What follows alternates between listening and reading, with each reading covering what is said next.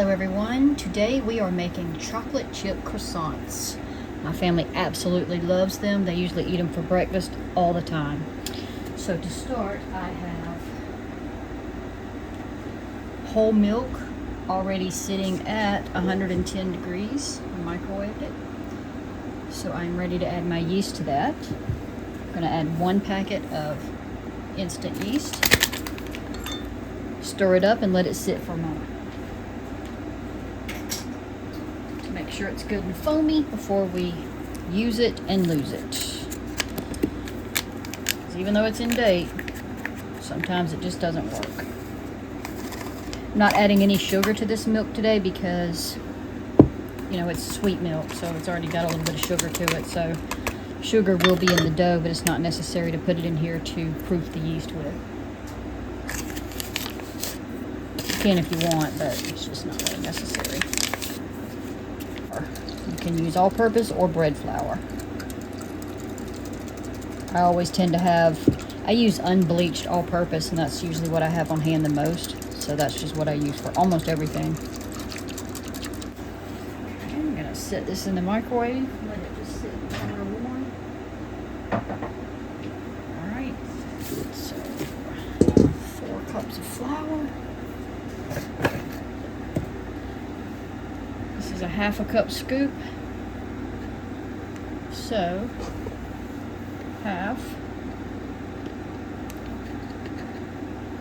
1, half, 2, half, 3, half, and 4.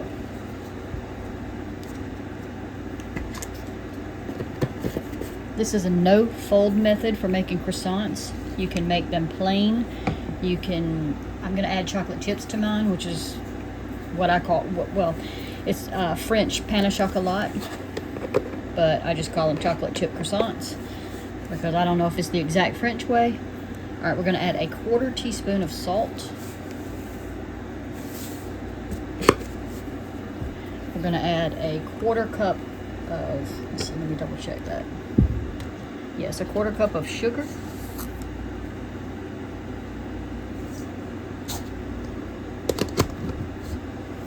All right, so for now we're just going to mix that together.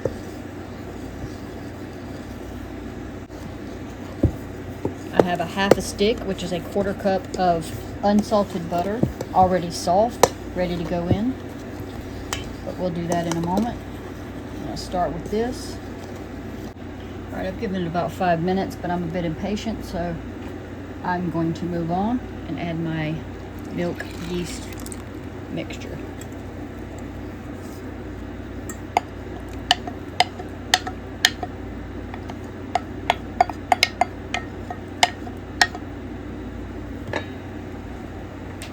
You want to mix that in well.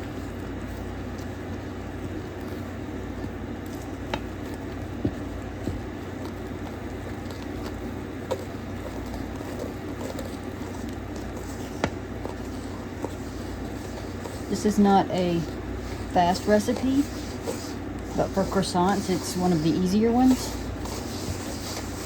You will be refrigerating your dough overnight. You're going to let it sit for an hour after we get it ready here. Then we're going to punch it down. We're going to make 12 circles out of it. Butter each layer stacked on top of each other. So you're going to need, I always pull 2 sticks of butter out for the softening process. Sometimes you don't need all that. You could probably make do with, I think I have made do with 1 stick before, but ideally 2 sticks, but you could get by with less. So now, speaking of butter, we're going to add 4 tablespoons, which is a 1/2 stick, soft. And if you don't take it out ahead of time and have it soft, you can put it on defrost in your microwave for, I don't know, I did a minute on mine in the microwave and it was fine. All right, so this really it's got some crumbly bits in the bottom. I haven't gotten it together yet. So I'm gonna try to get it all together first into a cohesive ball, and then add the soft butter.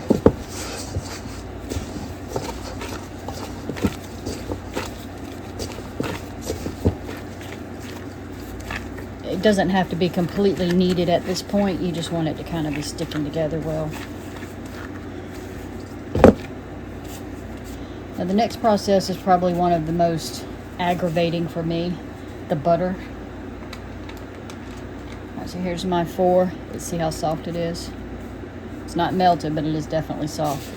So sometimes what I like to do is maybe punch down the center part of the dough, slap that in the middle of it, put it over there almost like a sandwich.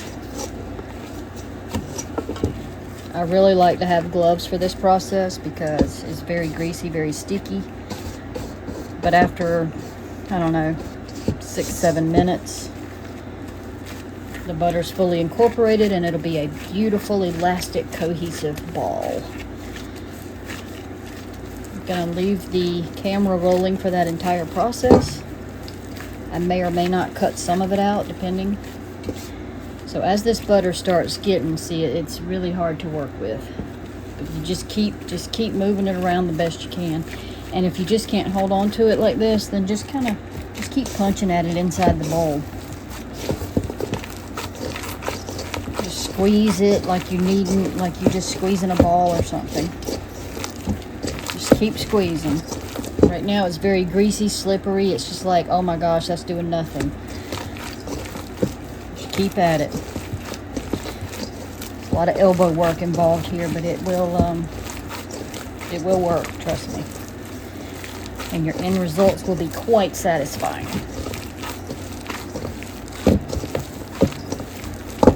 I actually have a video where I recorded my Italian bread baking in case anybody thought it might be therapeutic and meditative to just watch bread bake. But I haven't actually put it on yet because I wasn't quite sure if it would be see, I just lost a piece, flew across the bar.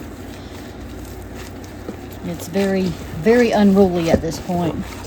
Like a bunch of room of kindergartners. But it'll get there. They will mature. Trust me. Pulls the glove off. It's already starting to stick a little bit less to my hands, but it's still not exactly where I want it. Just keep on going. Your arms get tired, use the bowl. Use a cutting board.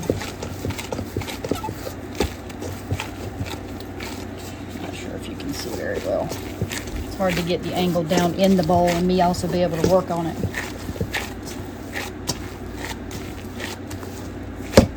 Just get mad at it and throw it down like that. Sometimes I hold it in my arm and throw it like that. That's fine too.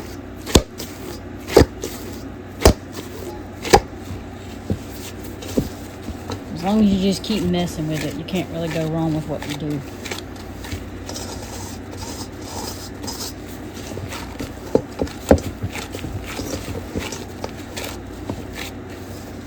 See, it's already much less sticky. See, it's wanting to stay together now. It's not falling apart quite so much as it was, so that's great. We're getting there.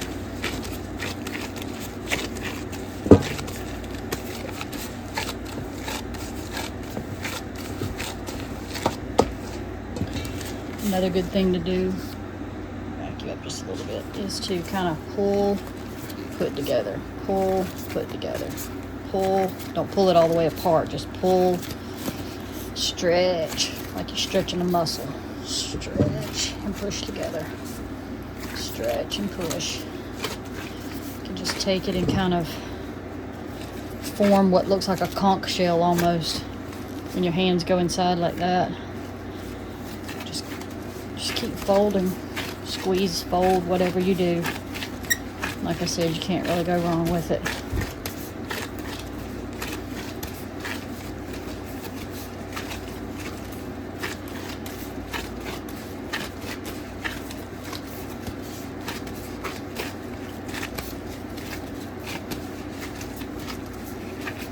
This can be done in a day if you do this process early enough in the morning. It just needs to refrigerate at least 6 hours. But for me, it's already 5 o'clock in the evening, so I will finish mine up tomorrow sometime.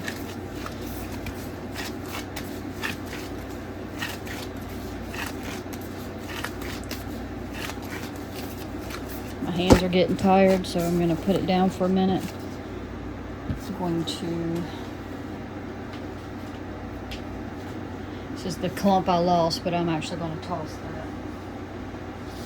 There's probably dog hair on my mat, so I don't want to risk it by just getting that little tiny piece back.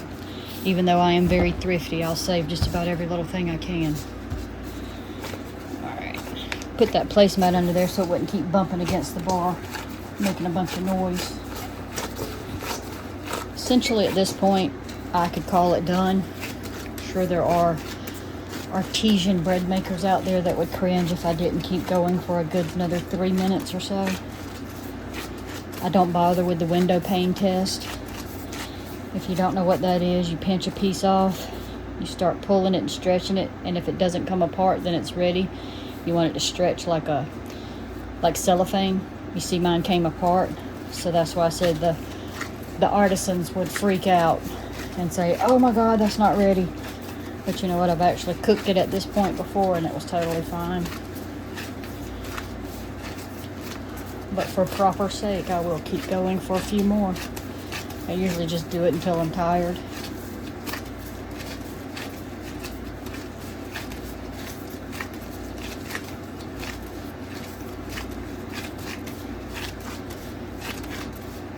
So if you are making croissants for dinner with this, do plan ahead for refrigeration and just a lot of prep time. But you can have them ready in 6 hours. You can take them out of the refrigerator, 4 to 6 hours. You just want the butter to be solidified in between each layer because that's what makes it flaky.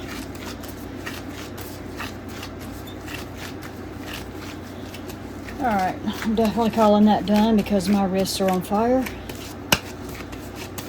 Get him in a nice little fatty ball. Plop his booty down there.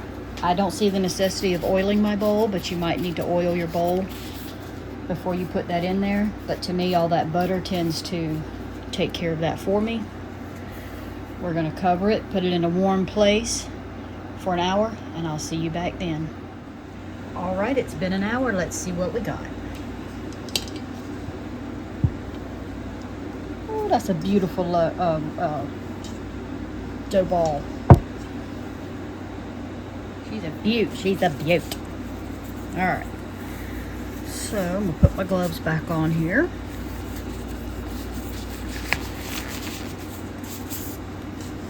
Punch it down.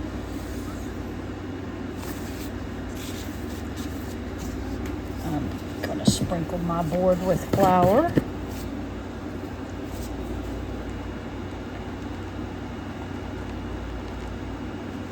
I'm also going to sprinkle, I'm going to use just a regular sized dinner plate.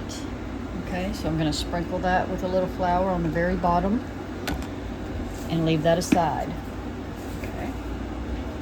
I'm going to keep my flour open because I'm probably going to use a little more as we go.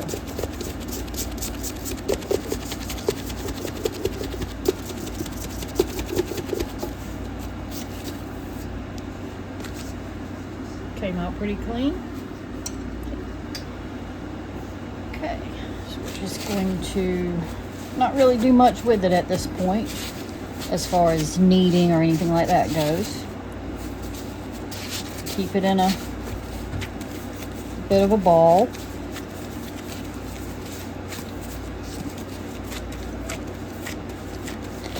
Okay, so what we're going to do is we want about 12 even pieces. So what we'll do is cut it in half. Yeah, a big knife is fine. You don't have to use anything special. Alright, so we want 6 from each side. This side's a little fatter than that side. So what I might do is kind of just even it out as far as how might end up getting one extra off this and one less off that or something. So let's cut it in half. All right, so if we're wanting 6, we have 2. So we're gonna put each one of these in thirds, thereabouts.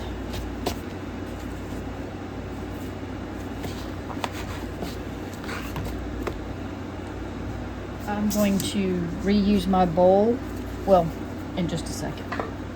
What I'm going to do is put each into the shape of a ball. It's not totally necessary, but it will help.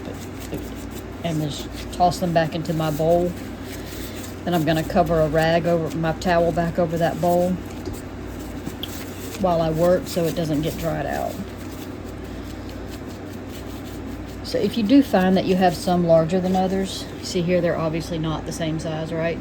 So you're going to want you want a large one for the top, and then your larger ones on the bottom. So reserve a large one for the top for sure. All right, so this is supposed to be in thirds, but I think I'm going to actually make this in 4s because this is a pretty fat chunk.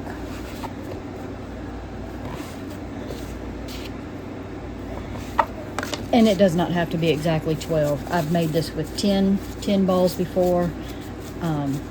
You want at least 10, I would say, because, you know, the more layers you have, the more flakier it's going to be. And the more of those little pretty bubbles you're going to see on the inside.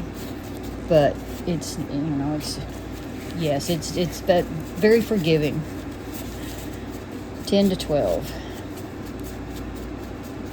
Make sure you save a nice fatty for the top.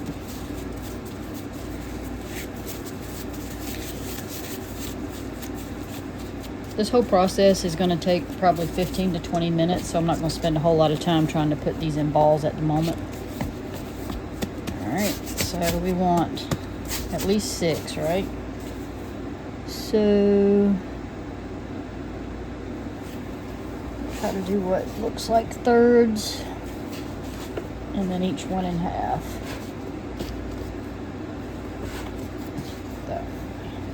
Alright, that works for me. And I may or may not even need that again. If you wanted to make some nice pillowy soft yeast rolls, you could essentially just take these balls right here and be completely done with this. And you could set these in a pan and let them rise and then bake them, and then you would have yeast rolls. Okay.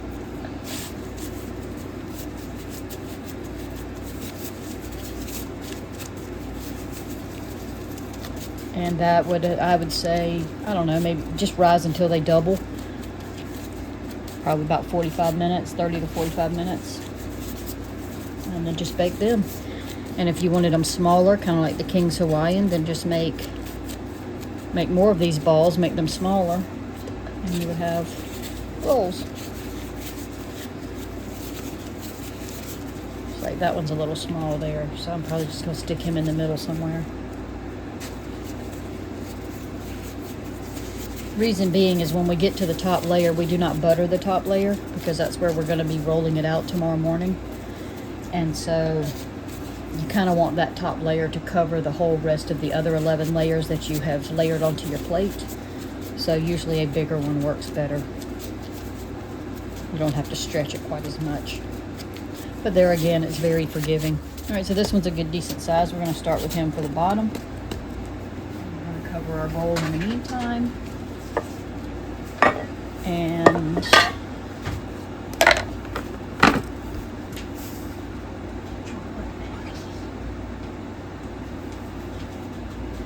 all right, so we're going to start rolling.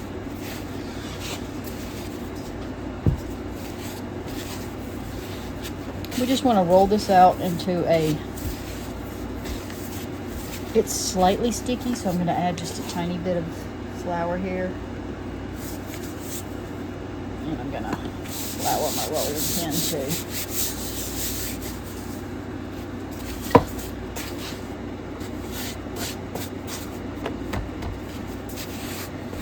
I don't want them too powdery floury, but I want them to not really stick to my rolling pin right now. So basically you just want a thin one that would fit on your plate over here. Fit on the dinner plate. So you're just gonna roll it till you get a thin dinner plate sized round piece. I'm only going to do a couple, and then I'll pause it and come back when I have the whole stack done, because I don't know if you all want to watch all that or not. And they don't have to be perfectly round either. It's just, you know, it's okay.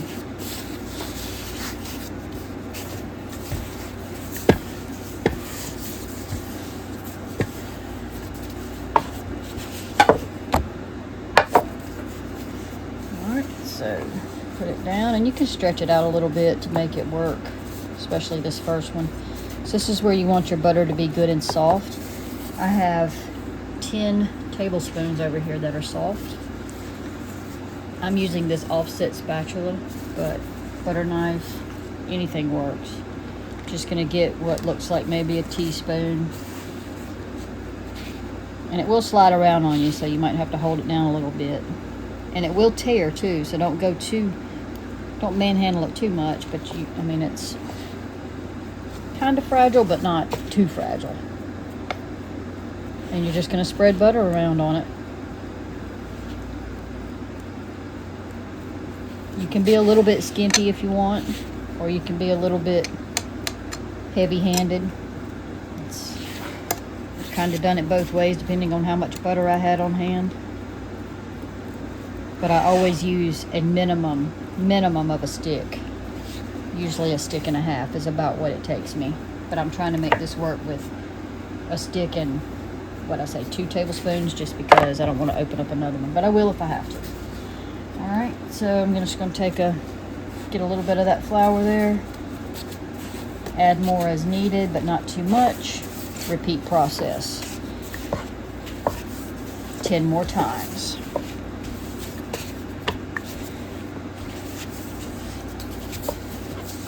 Just going to stack them right on top of each other. When that's done, we're going to cover the whole thing with saran wrap and put it in the refrigerator until that butter is good and solid hard. Minimum 4 hours. I think I have done it in 4 hours before. Preferably 6 to 8 hours minimum, but it can be pushed in 4. If you want to achieve that flakiness, you know. Oops. Guess I could use a slight bit more flour, huh? Yeah, this one's pretty small. It's not really. But you know what? It doesn't really matter. Like I said, it's very forgiving. We're just going to go ahead and slap him on there. Get him to fit the best we can. The dough's shrinking up a little bit, but that's fine too. And move on to the next one. Since he don't want to cooperate, then we'll just let him be.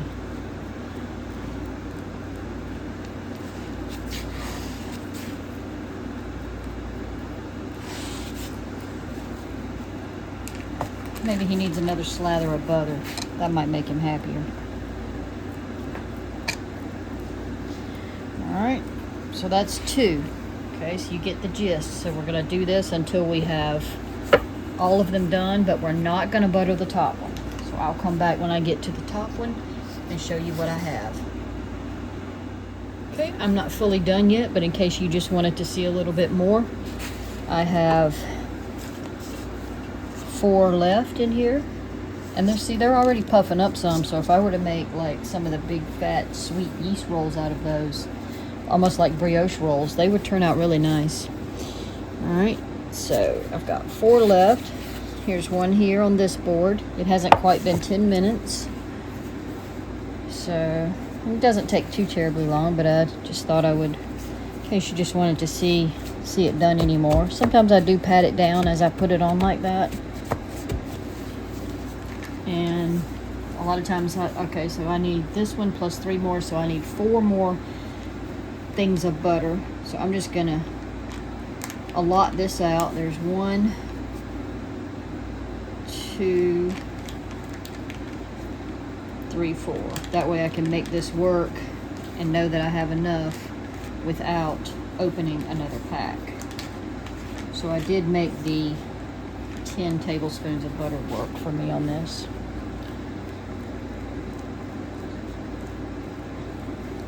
Spread it around.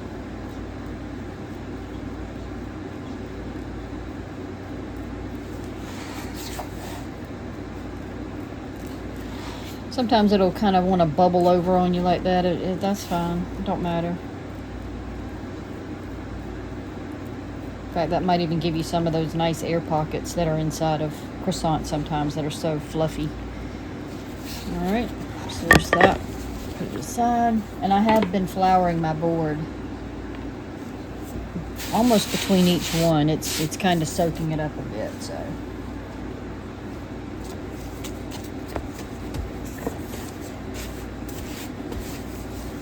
Roll it.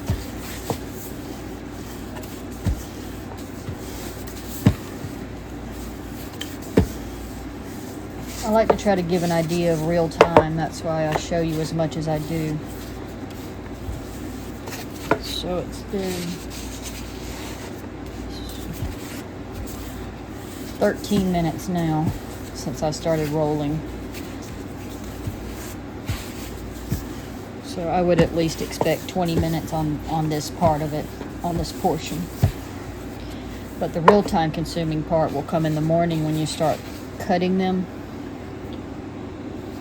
and rolling them up with chocolate chips. I have done them with cinnamon sugar too, but my family just likes the chocolate chips more than anything else, so we stick with the chocolate chips.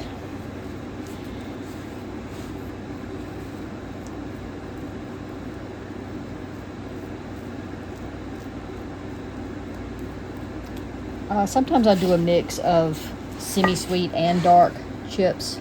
The last couple times I made them, I have been using all dark, but tomorrow I think I'll be using the mix. I'm not sure.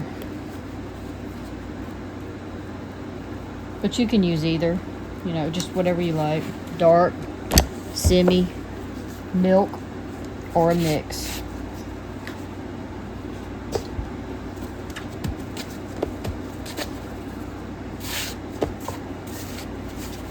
Nice good little dusting there and shake off the excess, and that's probably enough for each one. You're not really looking for flatness here. The main thing you're looking for is to just get all these layers buttered so that you can have the flakiness in between.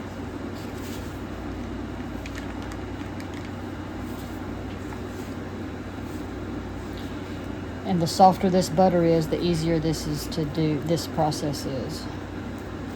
You don't essentially want it melted, but I guess you could. Then I would definitely refrigerate overnight. I've never really melted it, but I have had it. You want it soft enough to easily spread for you. You don't want to make your life more difficult than it already is.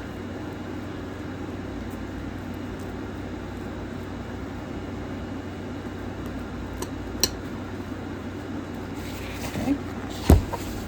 So we've only got one more that gets butter, and then the top. These two are about equal size, I'd say, so it doesn't really matter.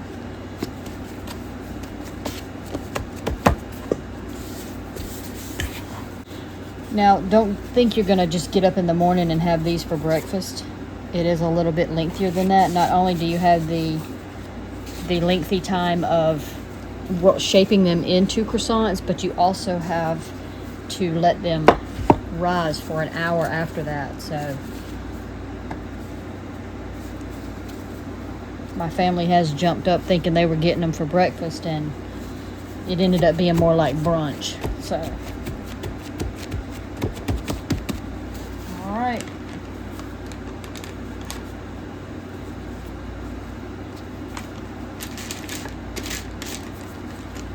Waste not, want not.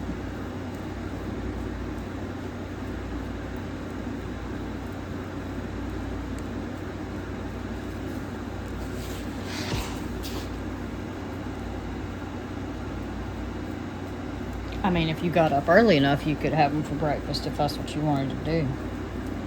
That's just not what I want to do. My husband would rather have these at night for a nighttime snack anyway than in the morning. My daughter will eat them anytime.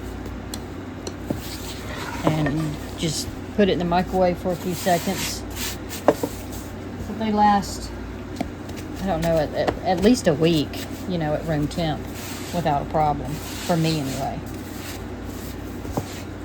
Because this is our last one, our topper basically. Think of it as the icing on the cake, really. But it won't get iced. Because, like I said, in the morning when we take it off that plate, we're going to have to roll it out into a rectangle. So you don't want butter all over the top of it.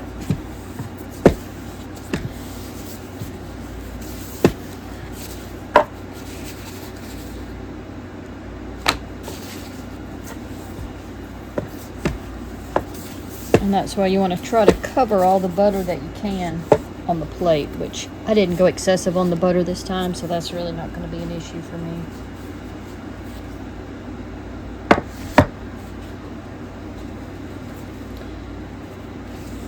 I have never covered this with anything other than saran wrap, so I really can't give you any pointers or ideas as far as covering it with something else.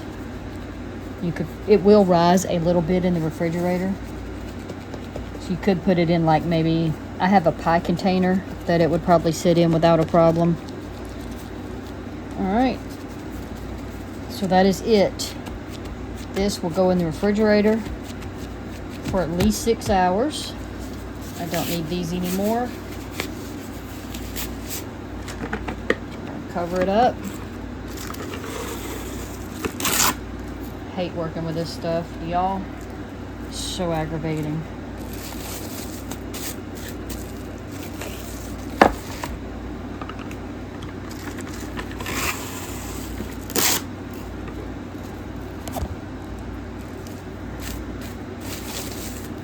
And there you have it. I will see you back in quite a few hours to finish the process. Time to finish up our chocolate chip croissants. So here's our dough out of the refrigerator. It's been in there all night.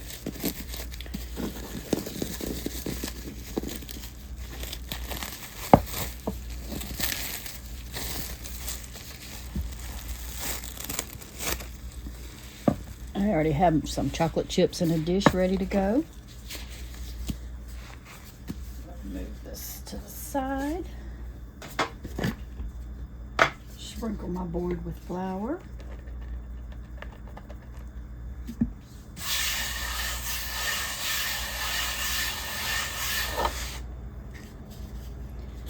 And my rolling pin.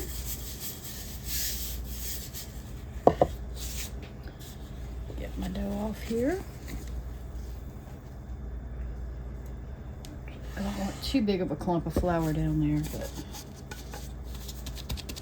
all right, I'm going to save that over there because I'm going to actually cut this in half. Because when I roll it out thin, it won't all fit on the board properly. So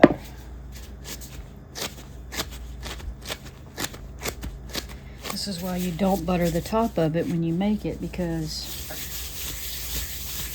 you're going to be rolling it out, so you don't want butter all over your rolling pin. Sometimes I cut this in half before I start rolling. Sometimes I don't. Doesn't really matter.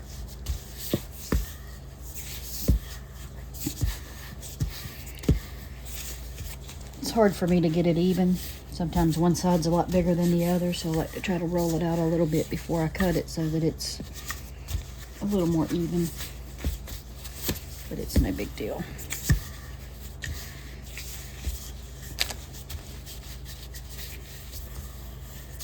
They all gonna taste the same. All right.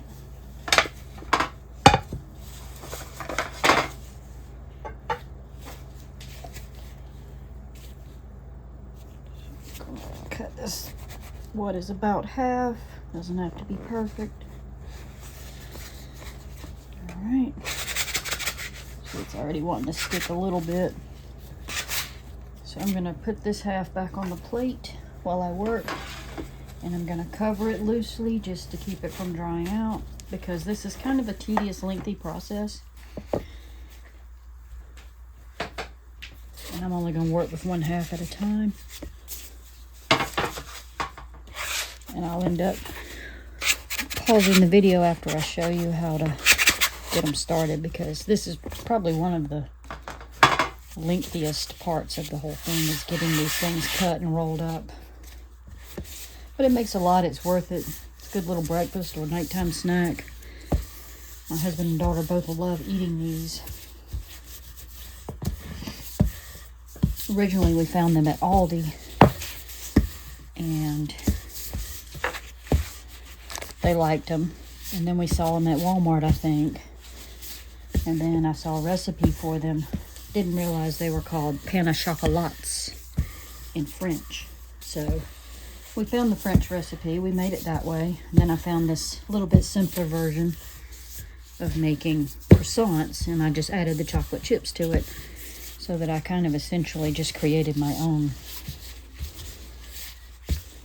version.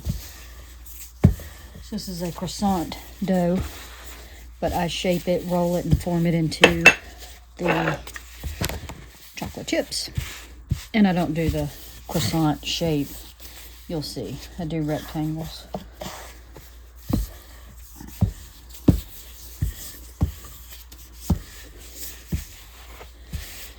Alright. If you want it to be, I don't know what size this board is,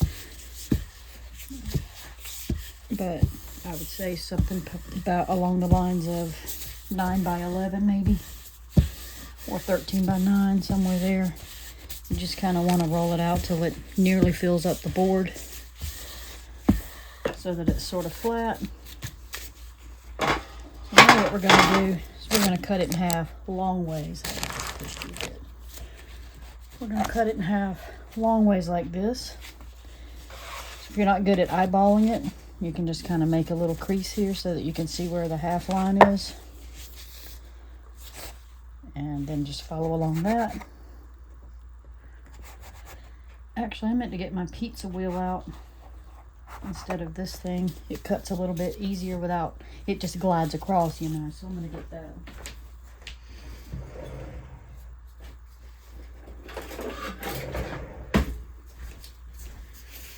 Pizza wheel works great.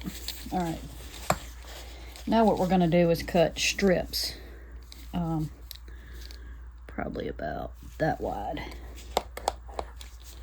Just going to go straight up. I think I can get... This one's a little thin on the corner, so I'm going to leave it by itself and only do that one up like that. There, see, that works a lot better. Now I'm going to get some of these out of my way by just lightly stacking them over so that I have room to work. Some of these are a little bit thicker than others, especially the middle part.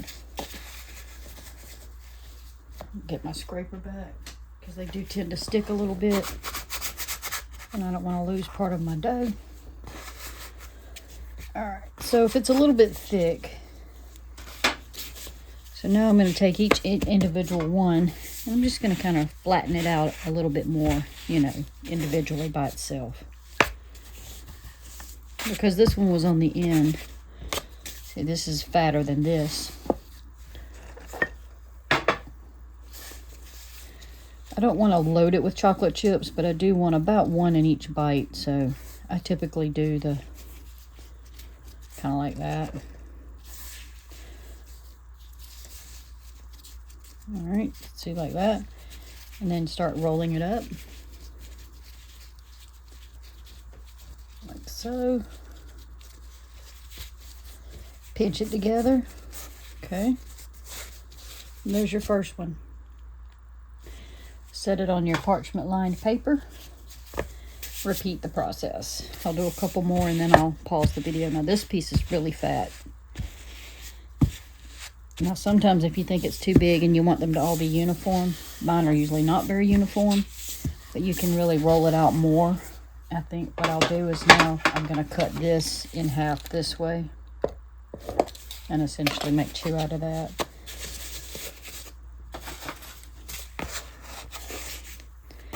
Trust me, they're all going to cook up and turn out fine. Some are a little smaller than others, but that's okay.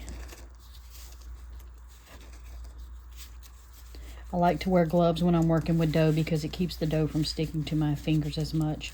Plus the flour dries out my skin really bad and makes it very dry. And so this one's a little skinnier, but I'm gonna push it down a bit on the ends like that, kind of scrunch it together. So even though it's gonna be maybe shorter, it's not too terribly different. All right, so we're gonna repeat this and we're gonna end up with a whole bunch. Can't remember how many I made last time, but I ended up having to get a third pan out. The smaller you make them, of course, the longer it'll take. And the bigger you make them, the longer they'll take to cook. So, try to make sure no chips are sticking out because I feel like they're just going to melt out onto the pan if they are. All right, so usually what I end up doing is just making it wider this way instead of longer. Try to make it wider.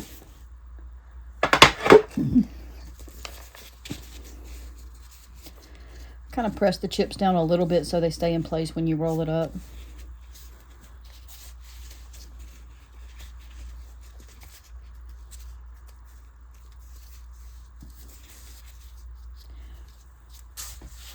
You kind of don't want them sitting right on the edge where you're going to try to pinch it together because they can either fall off or get in the way.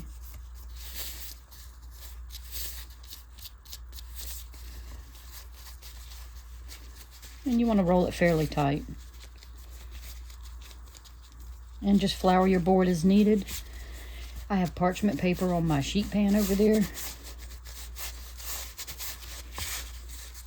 Alright, that one's a little bit fat, but he's okay. Sometimes what I'll do is put all the fat ones on one tray and now all the smaller ones on a separate tray. That way the smaller ones will cook faster and I can just pull that whole tray out first. Alright, so I'm going to stop the video here, finish up the rest of these, and then I will come back and show them to you. Once they're all formed, then they're going to rise in a warm place. I put mine in the oven with the light on if it's cold. Cover with a towel and let them sit in there for at least an hour until they puff up. And then we'll bake them. So I'll show you once all of them are on the pan, how many I get, and how they're going to sit in the oven, which is very simple. All right, so I'll see you back in a minute. Here's a tip for you. You don't want your board overly floury. See, this has a little too much flour on it, so it doesn't want to stick together as good. It just takes a little more work to make it stick.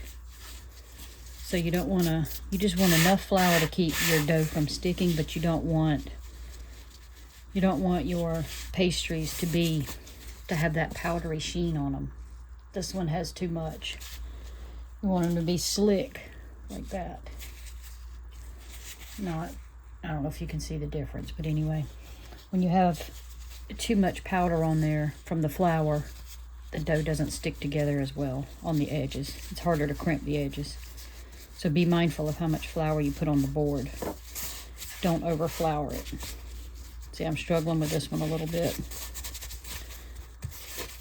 It'll still be okay. It's just more time consuming and challenging. So I'm still working on them, but I just wanted to show you that at the moment. And any chip you use is fine. Today I'm using Hershey Special Dark, but I do like the milk chocolate little miniature chips as well. Sometimes I mix two together. You can mix chocolate and peanut butter together. So when I first initially roll it out, I definitely want a little more powder on here because when you're rolling it out, it's going to soak up a lot of it.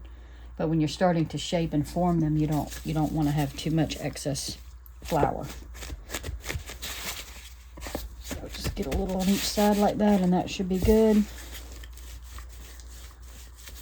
And so far, the first half, I have 4, 8, 9, 10, 11, 12. I made 14 out of the first half. So this will be my second half. Roll it out, repeat what we did the first time. Essentially make a rectangle that nearly fills up the board. Cut it in half long ways. And then make your, well, I call them strips. So Yeah, I haven't tried peanut butter, but I think that will be good. You could do peanut butter chocolate mix. White, if that's what you like. Butterscotch. I just always go with the chocolate because that's what my husband and daughter like, and they eat the majority of these, and I just pushed you by mistake. Get a little crazy with the rolling pin sometimes. Now this is starting to get fat at the edge, but I'm not done rolling it yet. So sometimes what I'll do is just kind of fold it in a little bit. And really all that's going to do is just give you an extra flaky layer anyway. That way I have room to kind of, you know, fix it.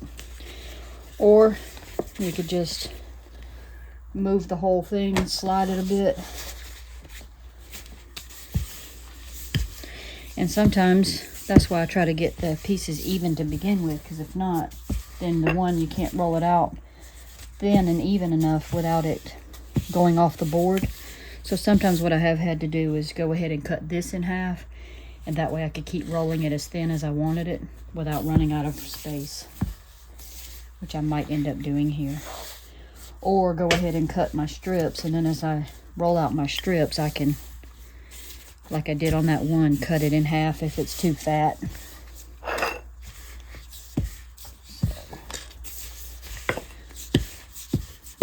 But I've already been working probably about 20 minutes now to do the first half, so it takes a good, it probably takes a good 40 minutes to get these all shaped and made. So don't get discouraged or think it's going to be done, you know, really quickly, because it's not. Good things take time, right? Especially homemade. So if you don't have the time to work with it, or you don't want to make the time, then don't even start the recipe. The longer it refrigerates, the flakier your dough will be. That's what makes all the butter we put in between the layers. That's what causes you to get the flakiness like a croissant. So, since I need to do a little more rolling, I'm actually just going to move this whole rectangle over for now. And I am going to go ahead and cut these strips. And I'm going to cut them kind of skinny because I know that they're going to fatten out when I have to keep rolling them, especially the ones in the middle. Now that's an odd size because it's almost too big for 2 and too small for 3.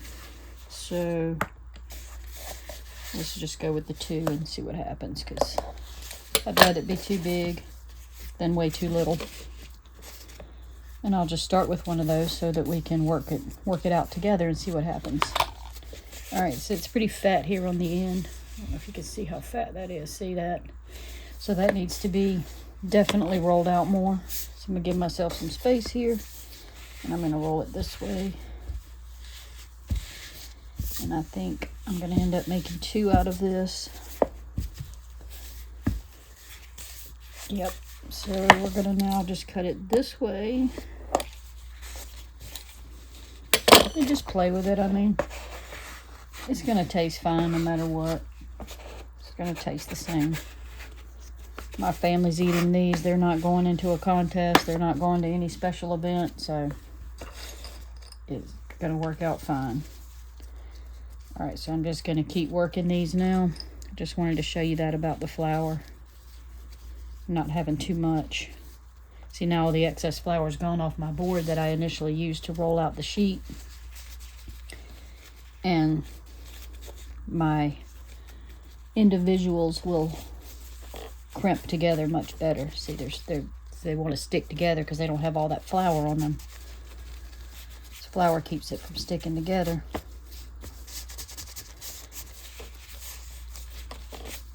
All right. And I'll be back. So now what I do, so that they can rise in a warm place, I put them in the oven and I turn the oven light on because that gives it a little bit of extra heat. And these are how many I made. I kind of crowded them on the pan. I should have used 3, but I was trying not to, because when I cook them, I can cook them both pans at the same time and not have to cook a 3rd pan. So now I'm going to take this towel, which I'm trying to hold my phone at the same time, so it's probably not going to really work very well, but I'm going to take this towel essentially and I'm just going to drape it over both of them, and just let them sit for at least an hour until they rise, and I'll be back. All right, our chocolate chip croissants have arisen. I've got the oven preheated on 400. It's time to bake them up. These actually have been, because I ended up cooking dinner, they have been sitting in there for about 2.5 hours. We're gonna do a egg wash because it makes them nice and brown and shiny on top. Gives it a nice little crunch on top, more so than milk or sometimes I just use water or olive oil when I'm making a bread, but the egg works so much better. But those are big and fat because they've been rising for longer than, well, twice the amount of allotted time. So we're gonna get these in the oven. Typically 20 minutes on 400. So got our egg ready. I'm just gonna brush over each one.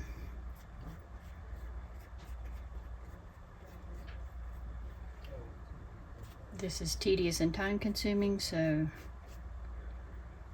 I'll end up cutting that out of the video so that you don't have to watch it all, but I can get these in.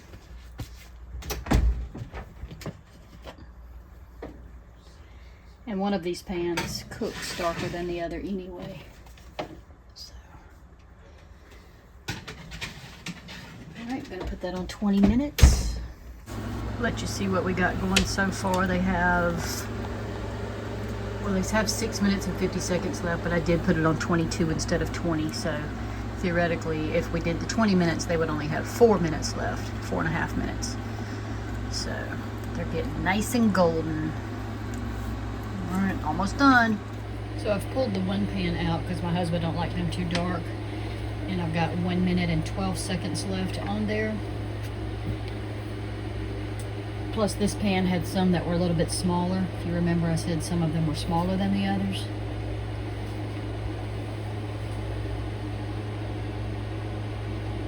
So I'm gonna turn the timer off. I'm gonna go ahead and turn the oven off. Sorry about the background noise. I had to turn the air on. It was getting a little hot in here. All right, let's go ahead and pull the other pan out. There we go. Beautimus Maximus, aren't they? All right. There's the bottom. And as soon as they cool off a minute, I'll tear one apart and show it to you. All right, there's our end product on the plate. And I didn't want to put this in the thumbnail, but literally this is my family's absolute favorite little bread product that I make. I do make them probably about every 10 to 14 days, but I always have a bread product on hand for them to eat for breakfast or snacks because they just love bread. So anyway, here it is. This is our chocolate chip croissant. See how flaky it is? And that comes from making all those layers that we made and refrigerating the butter. See? It's delicious. It's very flaky.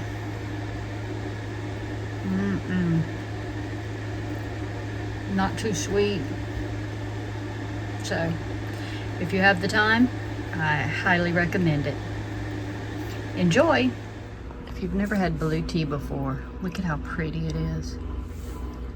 I think it's fantastic, and it tastes so good too. And it's got a lot of health benefits, but it's so pretty. Look at there. So I'm about to enjoy a cup of blue tea with a homemade chocolate chip croissant.